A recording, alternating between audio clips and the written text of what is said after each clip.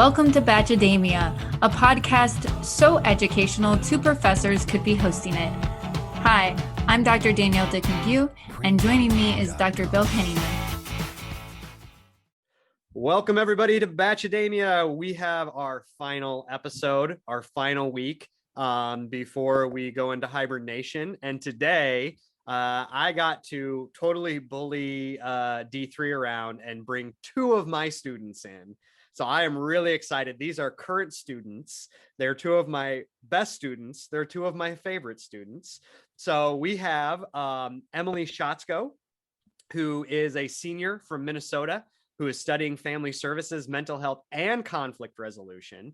And then we also have Johnnie Hill, who is a senior from Denver, Iowa. She's majoring in family services, minoring in mental health. She plays soccer for UNI.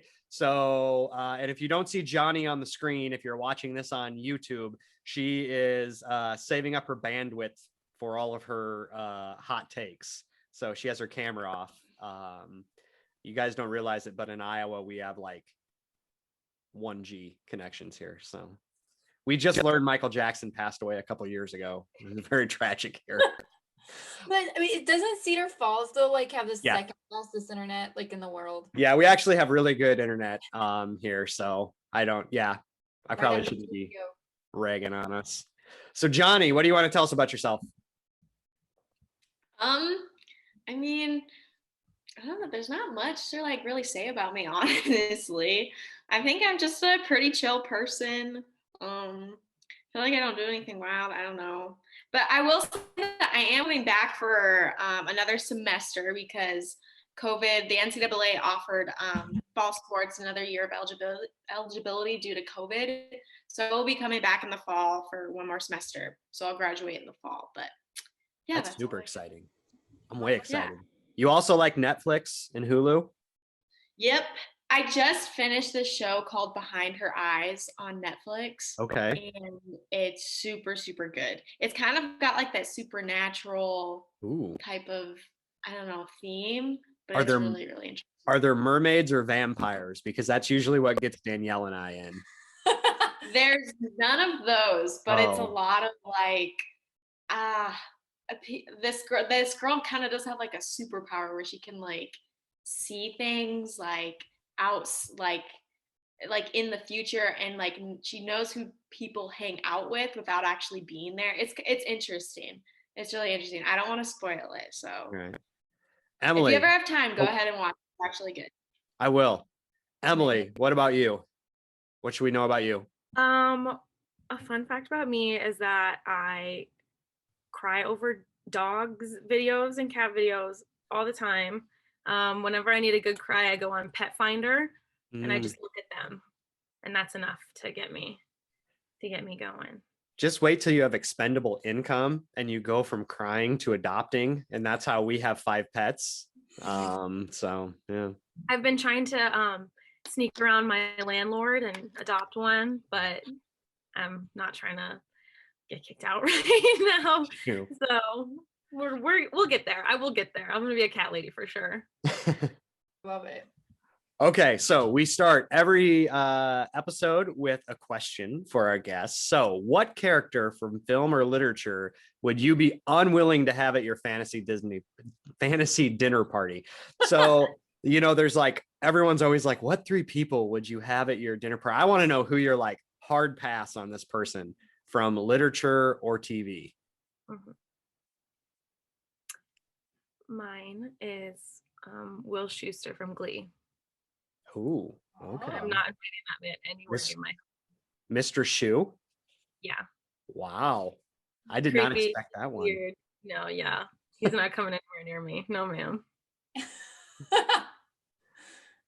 Johnnie, what about you? That's honestly like a hard question. I would say like I watched this movie the other night, like the Texas Chainsaw Massacre, like the guy. I don't know, any like serial killer, anything like that, that's a no-go for me. I don't know. That's just what I would say. Not really a hot take, but I appreciate it. Like, I just no serial killers, okay? Wasn't it Ed Gein? Was that the Texas Chainsaw Massacre?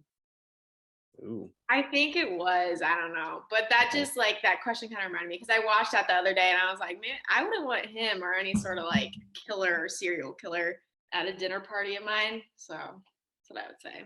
If you invited Hannibal Lecter, would you give him a spoon? I would not. No, no. Nope, none of that. I think that's a wise decision. Yeah.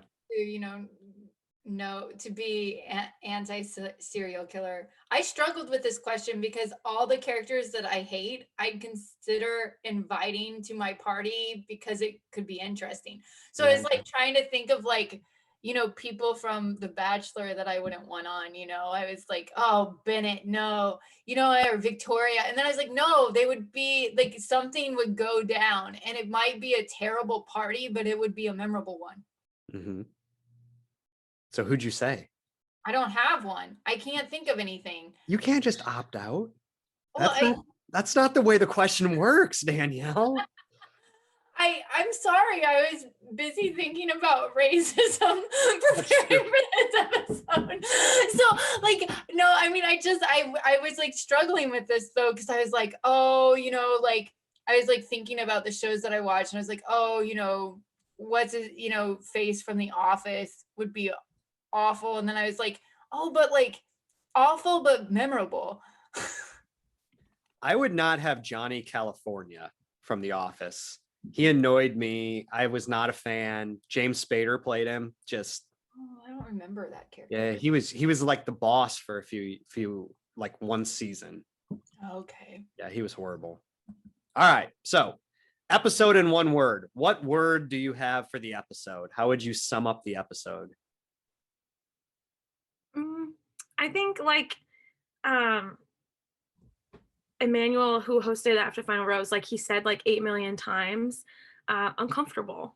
I was uncomfortable watching a lot of the episode, but I mean, it was a good uncomfortable. It was a necessary uncomfortable, but I think that would be my one word. That's good. Johnny. Exhausting. Oh, exhausted. Is that what you said? Yeah, I found it kind of exhausting. Partly because it was so dang long and we were all like, hung over from daylight savings time. And that should have worked in our advantage, but it just messes me up. So yeah, so I thought it was, it was kind of exhausting to watch in certain ways. I would say, I don't know, those are two very good words on how I would describe it. I would say like unpredictable too, just because like it was so like, I don't know. And as you watch like the episode, he kind of goes back and forth, but I think it's just because like he's getting different like point of views from other people, which I know it could be kind of like when you have someone saying one thing, another person saying another thing, and you're kind of just like confused with your emotions. Sometimes it can just be like you don't know which way this is going to go or how this is going to turn out. So I would say like unpredictable, but also like what Emily said, like uncomfortable, because obviously like I felt kind of uncomfortable too, like watching it. So yeah. That's how I would describe it. Emily stole mine. Uncomfortable was for sure how I felt, especially the very last, we'll talk about it, the After the Rose part, where the two of them, Rachel and Matt, were there. That got uncomfortable. So, all right. So we all felt awkward. Let's start with the episode. Yeah. So that starts out with Emily. Rachel and Michelle both meet Matt's family. I'm going to combine some stuff on the list here. Compare and contrast. What did we think about them meeting the family? Any thoughts or takeaways on either of them? Do you think one had a better relationship? We did a poll and Twitter, about 60 some people on Twitter felt that Michelle's mom, I don't know why I keep saying Emily. Michelle's mom, Matt's mom, preferred Michelle. I'm going to get this, y'all. It's like we get 3 words, more than 3 names, and I can't handle it. I don't know. I think that like it all went, I don't know. I think Michelle's conversation with Matt's mom and stuff like that, it was like good. But I think once Rachel had a conversation with Matt's mom, I think after that last one, I think Matt's mom kind of became concerned and had those questions because she knew that it was coming down to like, now he's got to make a decision. And I think it was starting to hit her that he's going to have to make a decision. So she kind of thought, I need to like say something to him. But I don't know. I felt like each of the conversations, like I think she had really like good things to say about each of the girls and stuff. I didn't really like see a difference on how I felt like the connection was kind of the same for both of them, for both of the girls. That's how I interpret it. It could be different for other people. I thought that there are ways that Michelle is so mature, and so and that you can feel the difference in maturity between Michelle and Rachel. And so I wanted to click Michelle because I like Michelle better, right? Like with the poll. But I felt that when Rachel brought up religion with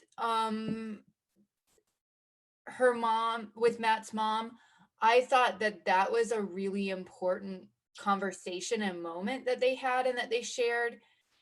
And so I thought that that was something really important that they connected with that at least I didn't see with Michelle. Right. That was something I noticed too, that like religion can be such a bonding experience for people when they share it, and it can really guide like the ways that a family operates, whether positively or negatively. And so I think when Rachel brought that up and they could bond over that, I think that was really a turning point for them for sure. But I also really liked Michelle because I could see, Michelle's a teacher, so she knows how like, parent-child interactions work, and parent-child interactions don't always change just because the child is an adult now. I mean, it's still a parent and a child. So I think that she did a good job of understanding and navigating that relationship. But I think I enjoyed very much watching both of them because they were so different for sure. So then, as we're moving forward in this, his mom, they leave. His mom has a conversation with them, and both his mom and his brother encourage him not to feel pressured into proposing, right? And so she says, love is not the end all and be all. Thoughts on that? Does love conquer all? I feel like she was basically saying like love doesn't conquer all, you fall out of love. They're also moving forward in the episode, and I feel like with this last episode we do a lot of jumping back and forth, but he several times said, my parents' love for each other dissipated or it went away, and I don't want that to happen. So any thoughts on that? I kind of thought that seemed like an oversimplification, that their parents' love just went away, because from what we know of it, there was infidelity and things like that. Emily's gone now too. She's back. Back.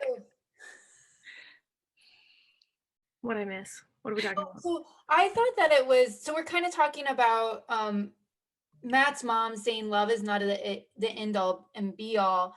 And I think that it's an important reminder that maybe those first initial feelings that you have when you're in love, they shift and they alter, and how you experience and feel love does change over the course of a relationship.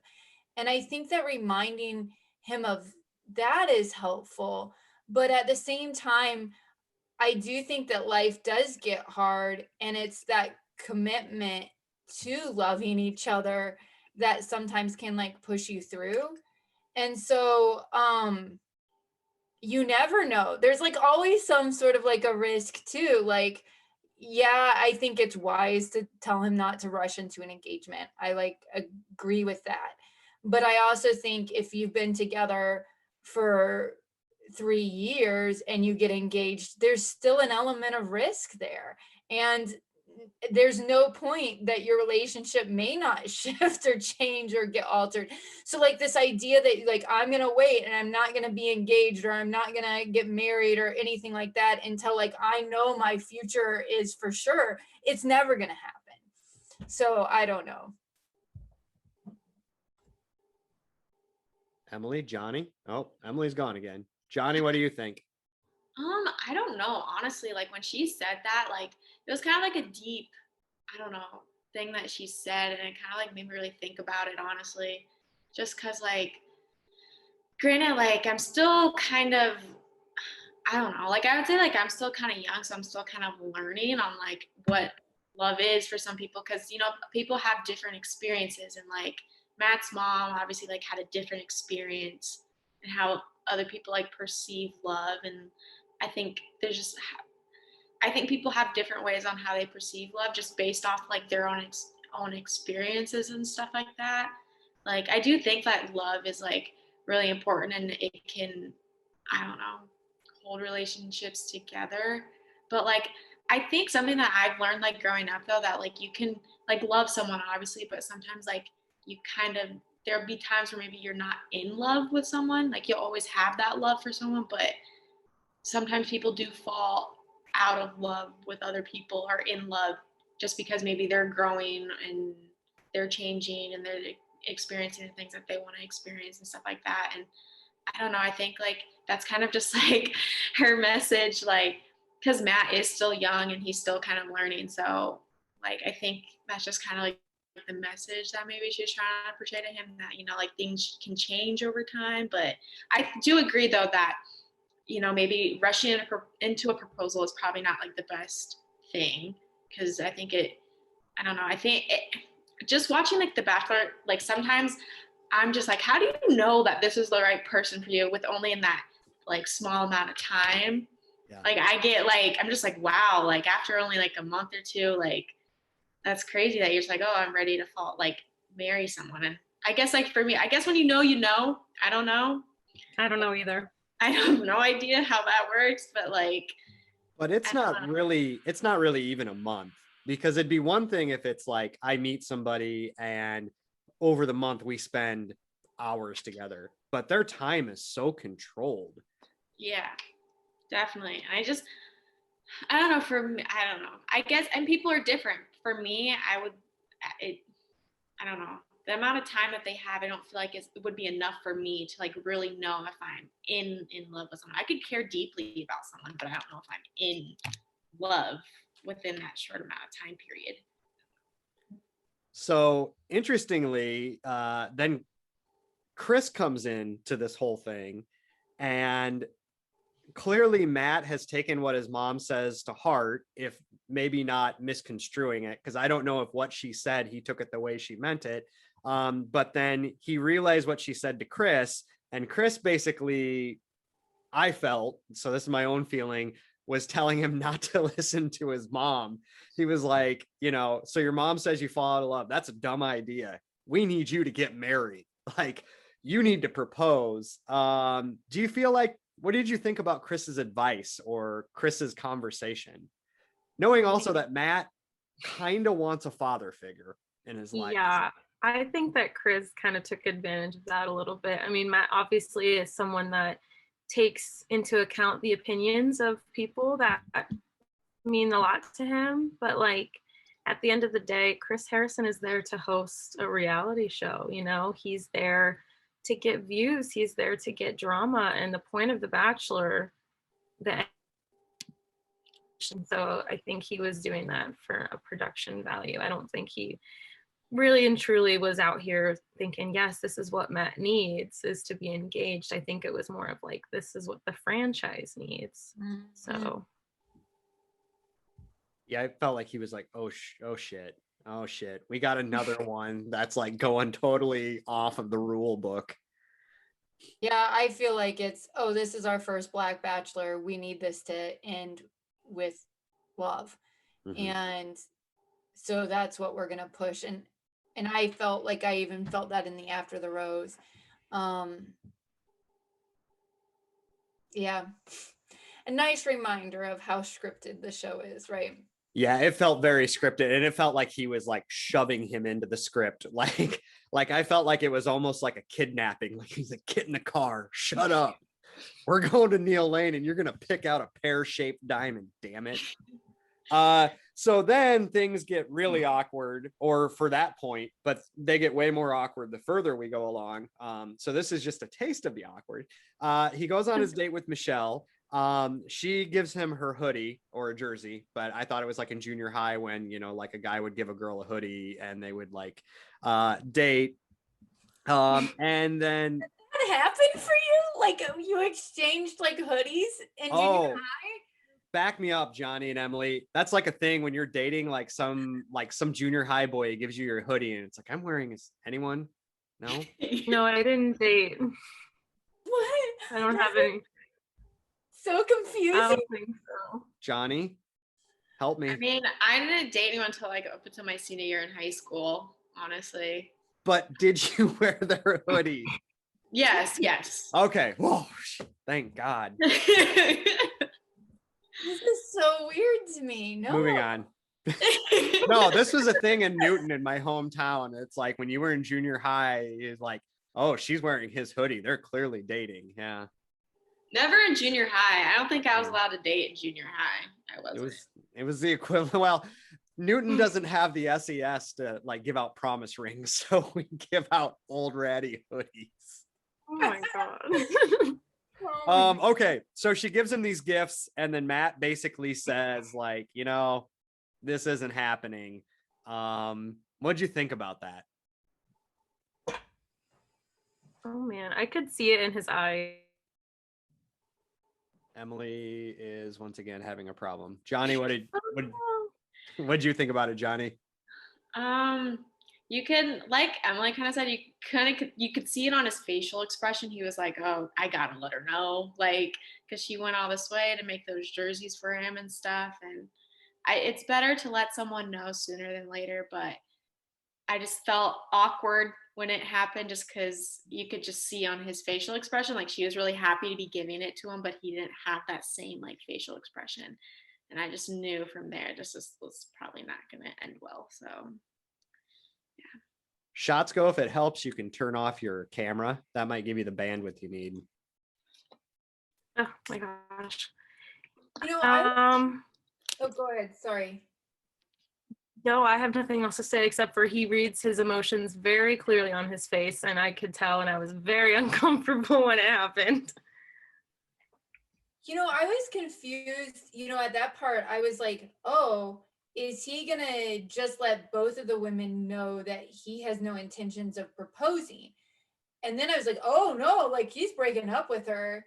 Yeah. And so I, you know, because I did have this moment where I was like, oh, maybe I have misread how this is going to end. And maybe he's just going to let them both know that he's not on team proposal.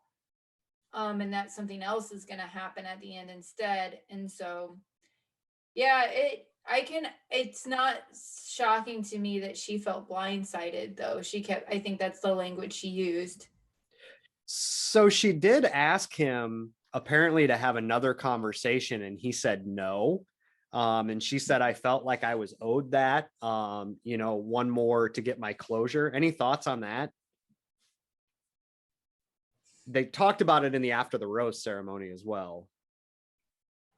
I definitely think she deserved it. Like, just because he kind of took her, I don't know, she came like all this way, you know, to be like one of the last two, and then for him to just end it like that. And then, you know, it just seemed like the conversation that they even had wasn't that long of a conversation too. And you never know if it's editing with the show, but I do too think that like it's a conversation that you should maybe even have like outside of the cameras and have more of like, I don't know, a personal conversation about it. I do think he did owe her that, but it's just kind of sad that he didn't do that for her. Yeah, I was wondering if she wanted the conversation and he said, I will have it off camera, and the production wouldn't let him have it off camera. Yeah, so you never know, like, yeah, what, like you said, like sometimes the production does the whole controlling thing, and you never know what they're allowed to do, what they're not allowed to do. So it just kind of makes it complicated sometimes. But I do, like I said, I do believe she was owed a conversation, maybe just like not even without the cameras, at least just like maybe a better conversation, a more productive conversation. For those of you not watching on YouTube, Danielle's hand motions and facial expressions are great. At one point she did this kind of like weighing thing.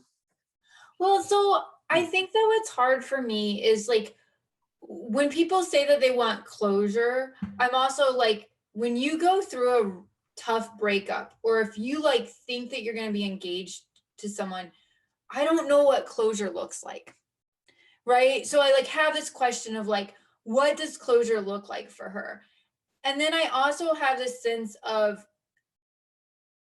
or was the reason that Matt declined it was because out of respect for Rachel, that, you know, like he is at that point in another relationship that now he's kind of committing to be exclusive with.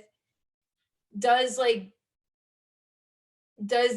you know, do you say no because you don't want that to turn, even if she says, hey, this isn't about me trying to like get you back or anything like that, do you not want to open up that door? Do you want to be clear to the person that you're with that you're you know, like that you don't have feelings for that person? Because so like I don't know, I think I just have to ask a whole lot more questions of both of them to figure out maybe where I would stand on this. Schotzko, thoughts? Is Emily even alive? I think we might have lost Emily for good. It's been great knowing her. I don't, she'll get back. So you know what I kind of thought, one of the things that I thought was interesting is that I think the show, this is a good example of, I feel like Matt missed out on somebody who he had a lot of commonality with and a lot of interests, and the show pushed him into a situation where he had to break up. You know, and I think going back to what Danielle said, which I thought was really really thoughtful, or really, you know, thought-provoking, is that you're never 100% sure when you date, when you decide to marry somebody. And in most cases, you can't date two people. And so you don't have another alternative. However, with the show, you have this like second alternative that you can always kind of like go back to. And so I felt like he was kind of like, you have to pick one or the other. And so he's like, well, I think I might like this girl more because I'm further along. But had him and Michelle had forever, you know, and they're at a normal dating pace, maybe that would have worked out better. So I do have an extra credit if anyone would like to hear it. I'm calling this one So You Got Dumped. And it's all about breakups and what happens after a breakup. First thing I'm going to tell you, breakups happen a lot. So if you get dumped, you're not alone. It happens to everybody, almost everybody. Emily's back. Emily is back. Hi, Emily. I'm on the phone now. All right. So most people get over breakups. That's the first thing that we know from research. It's harder the longer the relationship is. It is harder the more you had in common with the person. It is easier the more experience you've had with breakups. So I remember the first time I got dumped in junior high at a dance, and I came home and bawled to my mom. The next time I got dumped, it was sad, but you know, you kind of get used to it. You realize what's like a real breakup and what's like, maybe this was a good idea. We also find is that people think they'll never get out of this bad feeling, but research would suggest that, you know, over the course of the first month, people start to get pretty okay with the breakup. Their love for the former partner drops about a half for when they broke up with them to go down. Sadness decreases about a third. Anger quickly decreases within the first few days. So you're going to feel angry, but then after that, it decreases and then levels off. And then relief goes down when you first get broken up with, but then it goes back up typically to where it was. So what we find is people are less mad, less sad, less angry, and more relieved. It's harder to be the rejected than the rejector. So if you're feeling really sad because you got dumped, and somebody says this is just as hard for me as it is for you, they're lying. It is much harder to be dumped than to be the dumper. So what can you do? Speaking to Michelle and Rachel, how can you heal from this? One is turn to friends. Give yourself time to grieve. So if you are a crier, give yourself 15 minutes to cry during the day, but then limit that time. So don't spend all day crying. Make yourself get up and do stuff. Balance the good and the bad about the relationship. So what was good, what was bad? How are you going to think about that? And then what we found is that rebounds are not the worst thing in the world, as long as they're not destructive. So it is okay to go out and date several people that you have no intention of marrying just for a fling. What you shouldn't do not stalk them on social media. What we find is comparison is the thief of joy. So you see them with other potential mates and it's going to probably spiral you. Participate in prolonged interaction with them. So back to Danielle's point about what does closure look like? Closure is not, like texting them at 3 a.m. and having long conversations, probably going to get back together, probably going to break up. What we find is that reconciled relationships only reconcile when there's change. And you kind of heard Matt saying that. And then don't rebound in a destructive way. So, don't get pregnant, don't get someone pregnant. Don't immediately move in with a new partner. We find that people do that. Danielle's making squishy facial expressions. Like, oh, that makes me feel awkward. Yeah. Yep. So that's what I got for you. That was great. Thanks. I Thanks. feel educated. Yeah. Well, there's nothing I love more than a good breakup. So Michelle goes home. Rachel doesn't get a date. And then Neal Lane comes in a very awkward, strange interaction. I want your thoughts on this, but I've texted Danielle several times about this. Neal Lane says, I love a pear shape because my mother had one when I was a kid. I think he means diamond, or he has severe mommy issues. It's good. It's hilarious. The whole ring thing was like, oh, well, this is what we have planned. So we're just going to forge forward, even though like Matt's clearly like not into it. But gotta give Neal Lane that screen time. I felt like the Bachelor franchise was just like, you know what? You no longer have control of your life. We are going to freaking force you to do what we want. Yeah, I would have had a full-blown anxiety attack if I was sitting there like, oh, am I ready for this? Am I ready to make this commitment? And then all of a sudden they were like, here are some rings. And I probably would have cried. I don't know how Matt didn't do that, but that would be very, very, very overwhelming. It seemed very strange. You even saw like when he ended things with Michelle, like he was obviously like distraught and upset, and he talked to Chris and he said, I don't know what I'm feeling. And then for them to just go and like have him look at rings, I don't think they were putting into account like this is probably causing him so much more anxiety. Like can't just do that. Like I don't know. But also like, on the show it says, I think when he looked at the rings though, he said, someday I do want this. I do want to put a ring on someone's finger, but he probably just knew deep down inside he's not ready to do that yet. So like, I don't think he's scared of the thought of marriage. It's just he's not ready to do it yet. Which is totally fine. Like, that's the thing. That's my one thing about the show that bothers me is that there's this force, like you have to get married. You don't even have to get married. Like you can live together without being married. There's no, like, I think people forget that, yeah. And like too, so I started watching The Bachelor when Colton like came on. So that was when I actually started watching like The Bachelor, The Bachelorette. And I was always just confused on like, why can't they just like be girlfriend and boyfriend? Why does it have to be a marriage or a proposal? Like this is really fast. And I was still learning the ropes of like The Bachelor, The Bachelorette, how it goes. Cause I was starting to watch it with my friends and stuff, but I was just really surprised. I'm like, why do they have to push them so badly to get engaged at the end of it? So then kudos to Matt. He sends what I think sounded like a ransom note again to Rachel and was like, meet me by the lake. I don't know where the lake was. Yeah. And then he basically says, I'm not going to propose, but I still want to be with you. And then they live happily ever after, sort of. Thoughts before we move on to the final rose? I mean, like Johnny said, I think that's a completely realistic approach to take. I mean, you're in a bubble of The Bachelor and everything is so glamorous, and you have like producers and you have assistants, and you have staging and scripts. And so I think that like the thought of people getting engaged and then just moving on with their lives and not seeing how they work outside of the magic of it, I think that that is completely realistic. And if someone were to propose to me after probably hanging out with me for about 5 hours, I would be.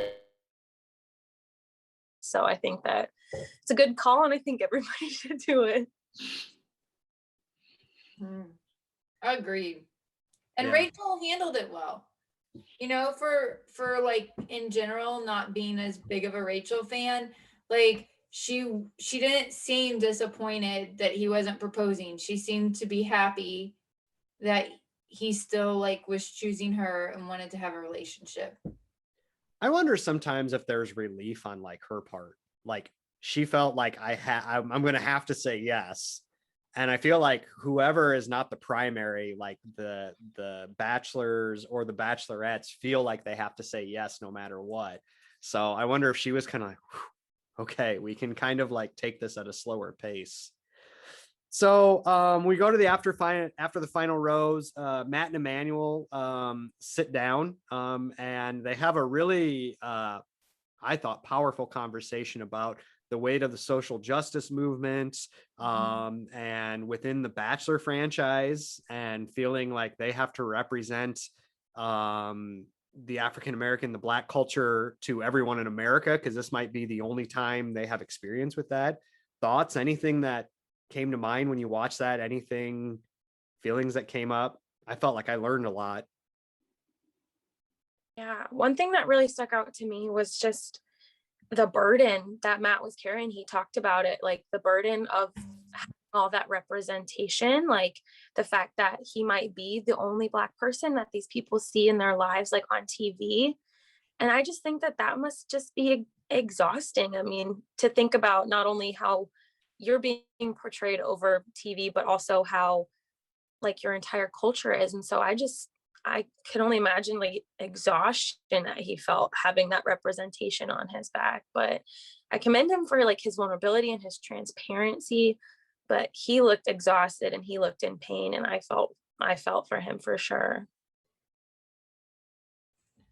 I really appreciated the conversation because I think for me, it was the moment where he was like, like this show is already kind of hard enough, right? Like you're supposed to fall in love in this weird situation.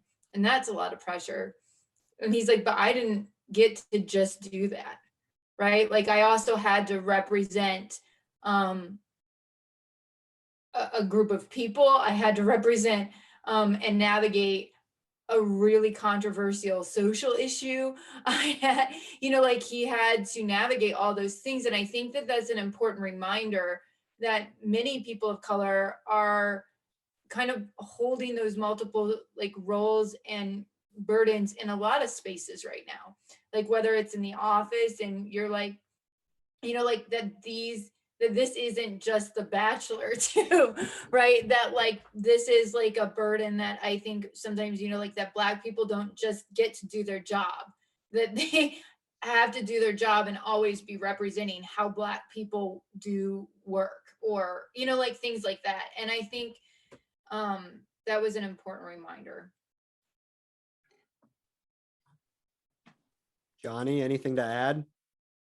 Yeah, I mean, everything that like, Emily and Danielle had mentioned, it almost just seemed like though too, like, and I know that they had like, those uncomfortable conversations on stage on the after show and stuff, but it almost just felt like, you could like, I could notice that he was trying to take deep breaths and trying to like relax. And I bet just like after the show, he was finally able to like just maybe take a breath, but that is a lot of pressure. But I also too believe that he's dealt with it all of his life, but it's just you're on like a stage like that where he's the first Black Bachelor, where I feel like that causes even more like pressure. I mean, he's dealt with the pressure all of his life, obviously, being a Black man in America, but I think even more just being on that front stage, like front and center, and having to make sure that he was perfect and all right, because he knows the scrutiny that he can get from people. So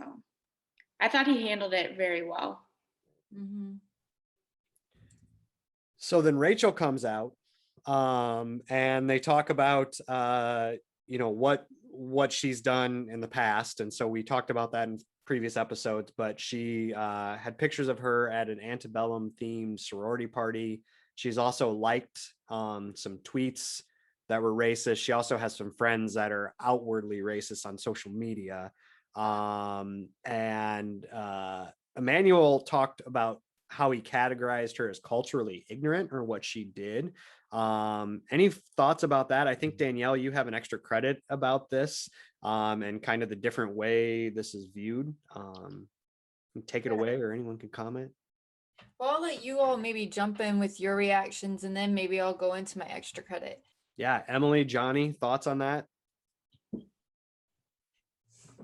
I thought it was important that he brought up like specifically things, because a lot of people might not see how these things that might not seem like such a big deal. Obviously, they're a big deal, but a lot of people don't always understand the weight and the pain that they carry. Especially things like antebellum parties. I've heard people being like, well, it was just a party. Like, why is it such a big deal? And so I think it was educational that he took the time to explain why it was insensitive and why it was wrong. Cause I think it definitely helped. Like, even me, I don't know root words all that well. And so I thought that was really important, but I thought it was important that he brought up how much it can traumatize people to see really dark parts of history that are glamorized like that. So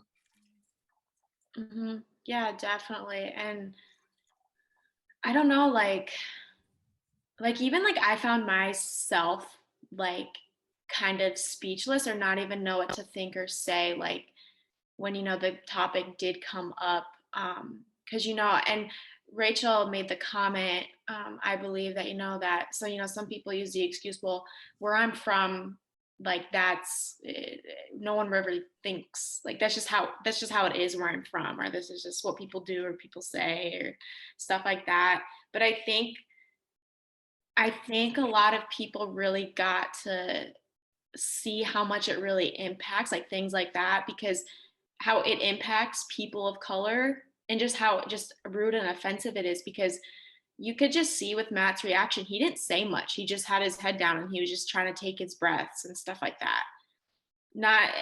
And he, he's had that conversation with Rachel and stuff like that, how it is very problematic and stuff. And it doesn't matter if it was back in 2018, it's still very problematic.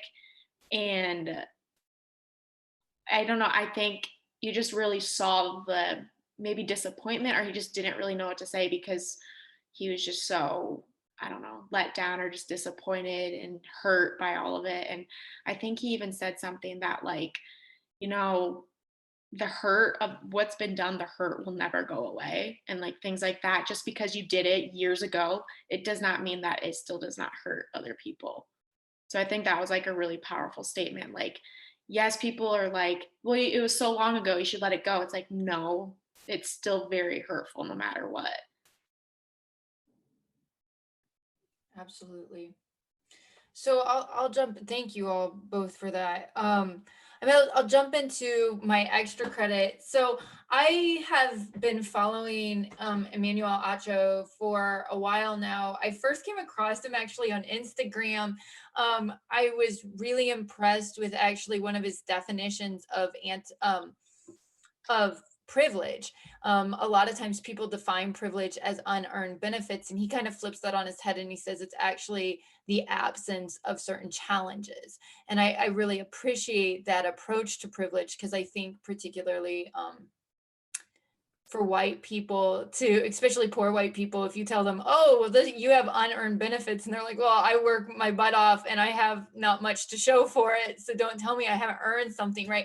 We're like saying, hey, well, you don't have these challenges that you have to face is a little bit easier, I think, and maybe a better way of explaining how privilege functions. But so I've been following him for some time. I was really sort of struck by in this part of the show where he said, hey, the antebellum themed parties are racially insensitive. And then we have something called prejudice. And then we have racist. And Rachel is not a racist. She was engaging in racially insensitive acts. And so I want to kind of talk about, there's some really different ways that people are talking about racism in the US right now. And they're not all equal. And so I think that like kind of breaking down some of these differences becomes really important. So what Emmanuel Acho is doing there is a lot of the ways that I was actually brought up thinking about racism. So thinking about violence is something that happens on a continuum. So racist language, for example, using the N-word isn't the same thing as a hate crime.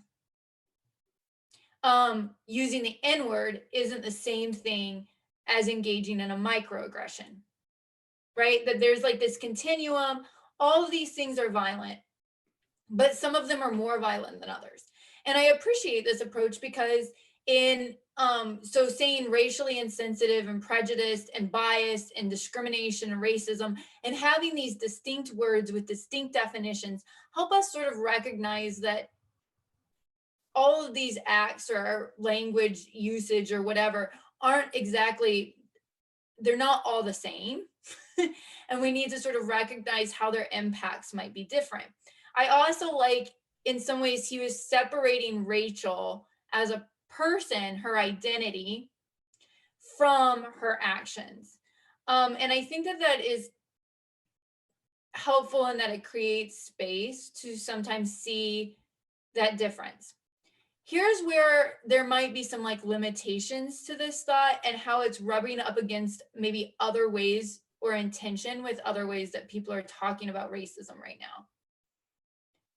This sort of approach also paints a picture of a racist as just someone who engages, that's pretty evil, right? So if you are a racist, you're a pretty evil person who's intentionally doing things.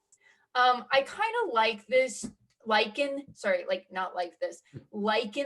compare this to rhetoric around rapists, right?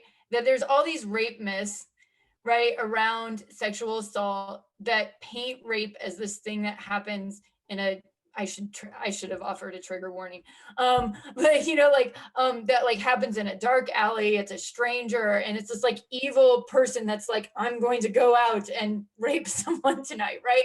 It reaffirms this idea. And then so when someone that you think is a good person engages in rape, like, you know, rapes someone, you're like, well, that doesn't make sense. This is a good person, right? And they were on a date with this person, so how could it be that, right? I think that this definition of racist as this like evil KKK person, right, that's like intentionally going out and committing racist acts is also kind of problematic. And so that's why if you call someone a racist, they get so defensive because it's like this, it's a real insult, and it assumes that identity is stable, right? So he's, you know, like that once you're a racist, that's who you are, right? So what you see happening right now, and I'll try to be quick with this, but if you follow like any of Ibram Kendi's work on how to be an anti-racist, it's very different.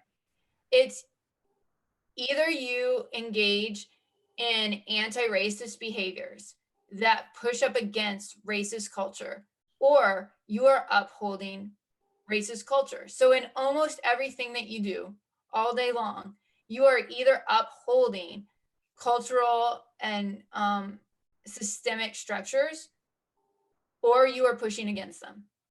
Now, I have an issue with this because it's like a very either or sort of a thing, and I tend to be a both and kind of girl.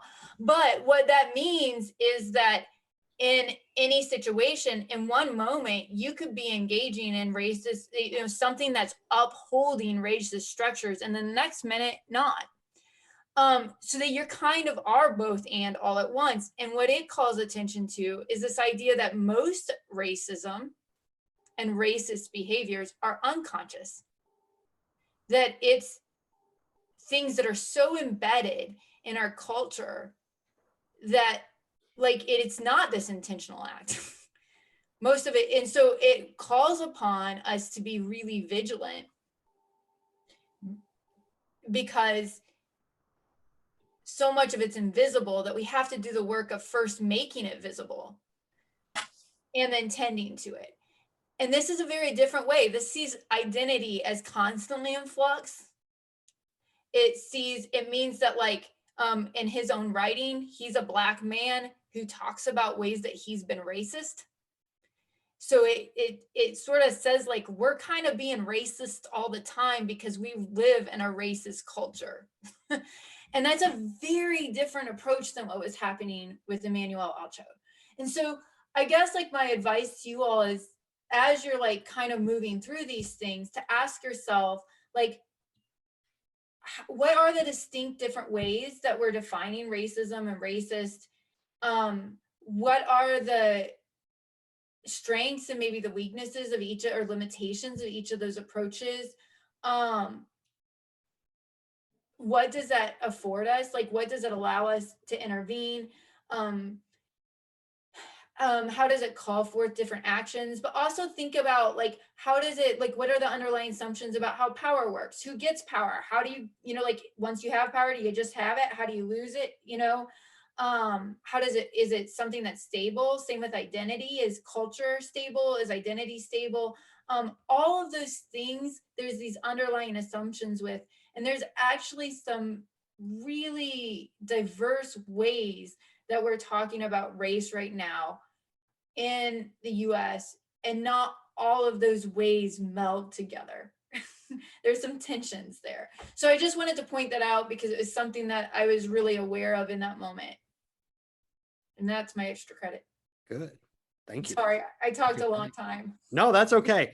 So we have short time, but the the season kind of wraps up with a very awkward situation where Emmanuel tells them this could be the last time they ever embrace. And then Matt is very quiet and they don't. Any last thoughts about this? Anything you want to do to put a very strange bow on it? One thing I wish, so when Rachel was talking about her unlearning and relearning process, she said, I could list all of the things that I've done, all of the podcasts I've listened to, the documentaries I've watched, the books I've read, and then she didn't list any of those. And I thought that this would have been a wonderful time to kind of, pass the mic and amplify voices, podcasts, documentaries, books, activists, organizations that are doing the work and helping people. It would have been a great time to include information on, like, diversity and equity, to, like, help people that are watching that maybe this is their first journey into unlearning and relearning. I think that could have been really helpful. I wish they would have done that a little bit more. Agreed. Johnny? Yeah, I mean, when she mentioned all those, like, you can, and it's good that, that she said that she has been trying to learn by watching those documentaries, reading books and stuff like that. But it truly comes down to, like, your actions on what you want, what you plan to do with it. You can talk all this talk that, I'm trying to do this, I'm trying to do that, but, like, what are you doing physically to try to change and be better? And I don't think, Matt was, like you said, he was really quiet, but, like, and I know that Rachel was crying, but at the same time, like, he's not responsible for her tears. She did that. It's her actions that caused, like, just because you're crying, but, like, just imagine how hurt Matt feels, because, and like Matt said, that he just doesn't think she understands what it means to be Black or be a Black man in America. And that's really important, especially if you are dating someone who is Black and of color and stuff like that. So I know he's gotten a lot of pushback that he didn't stick with her, even though she's doing this work. And I think that what Johnny is saying is really important, that we also didn't get to see the conversations they had, but he alluded to them. And he basically said, you don't understand why what you did was offensive. And she apologized several times in a roundabout way. And I think people should remember that, you just see the tip of the iceberg. I'm sure they had a lot of really tough conversations. So yeah, definitely. And that was something too that, like, me and my friends kind of talked about, because we said we don't even know how that conversation went, because you never know if it went good or if it went bad. but it almost just seemed like there may have been a conversation where maybe it was like a tough one, maybe, possibly, not sure, but it almost just kind of seems like she's got a lot of work to do. And I think you could kind of see that expression on his face. Yeah. And I'm proud of him for, you know, definitely like standing up for himself and stuff like that. So season a statement as we wrap it up. I'm going to say with kudos to Matt for sticking to his guns. I was very impressed that he did not get pushed into this, like, you have to get engaged. And he did a good job, I feel like, of being true to himself. And sometimes that wasn't pretty. Like, I feel like sometimes he came off as a very like unsure, you know, but that's who he is.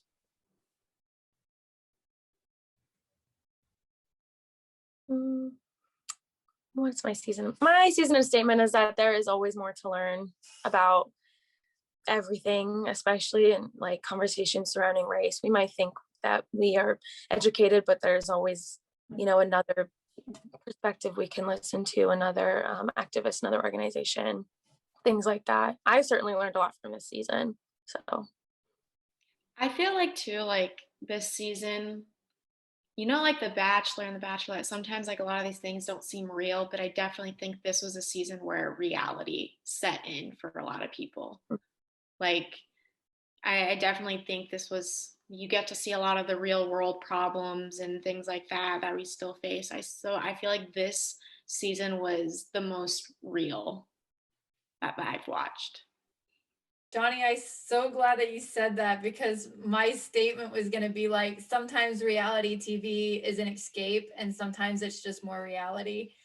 And because I do think that part of people's frustration is that they kind of go to these types of shows to escape. And I think people were frustrated.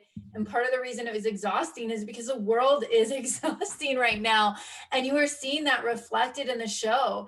And, you know, at the same time, like, I'm still struggling through, you know, a lot of people are boycotting the show right now because of how the franchises handled race. And I think boycotts can be a really powerful way to make statements. And I think you should always kind of put your money where your values are. So like, I support that, but I also think that it has been an incredible opportunity to see these sorts of things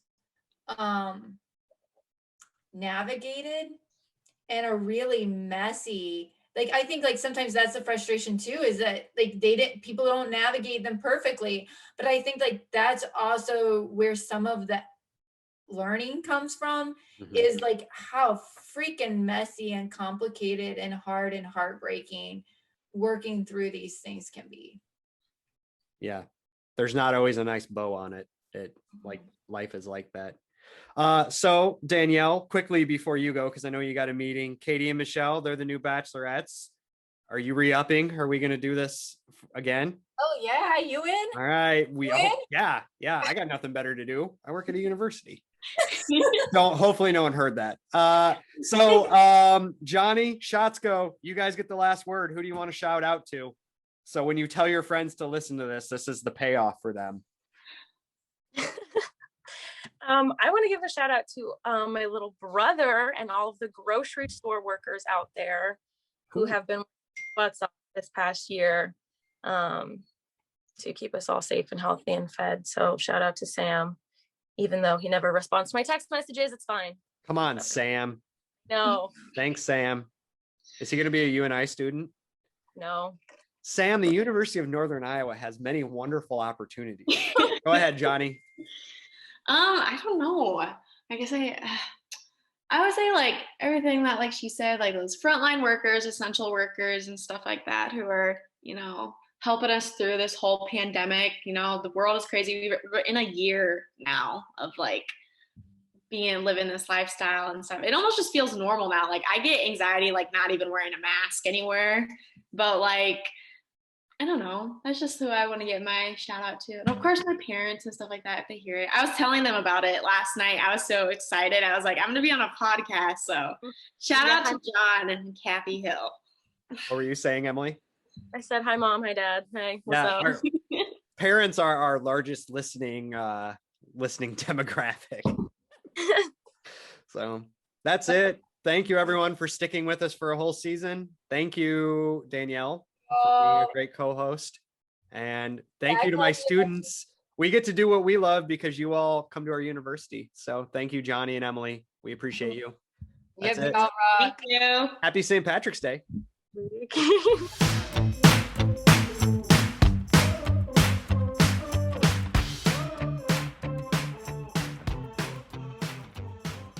You've been listening to Bachelor with your hosts, Doctors Daniel Dick McGew and Bill Henniger. All opinions expressed on this show are solely the opinion of the person who spoke them. If you like our podcast, please consider following us, leaving us a 5-star rating, and a positive review wherever you listen to your podcasts. Also, please share with your friends, family, and other ardent Bachelor content lovers. If you have comments or questions you would like us to address on the show, you can email us at batchademia@gmail.com or on the Twitter with the handle @batchademia. Thanks for listening.